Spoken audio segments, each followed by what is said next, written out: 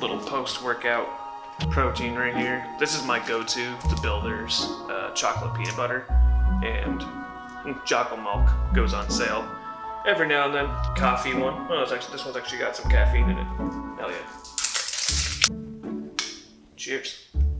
I am working on trying to get back into the routine of the gym and getting my weight down a little bit, health kind of more in control. Since the beginning of the year, I was just in that state of burnout, and it's taken a little while to recover, but getting back into it. Unfortunately, I've gotten up to, this morning I was at 201, actually the heaviest that I've weighed in a while, but I think luckily in my case, I can go to the gym one day and it's the muscle doesn't go away, which is, it's nice. It does help. It makes me feel a little bit better. So thank goodness that I worked out for 2.5 years straight.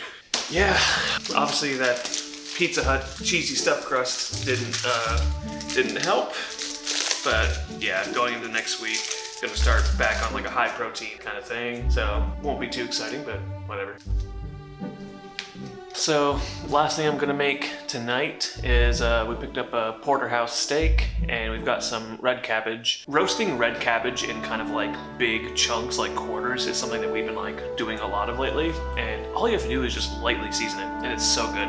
Yeah, do some really good steak, red cabbage. We have like a frozen thing that we kind of want to make up. I'm not gonna lie, we grab these fairly often. They're just easy weekday or weekend, whatever.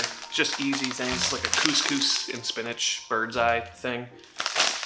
I'm sure it'll be just okay. We'll make that a little later and that'll be the end of this video. So, see ya.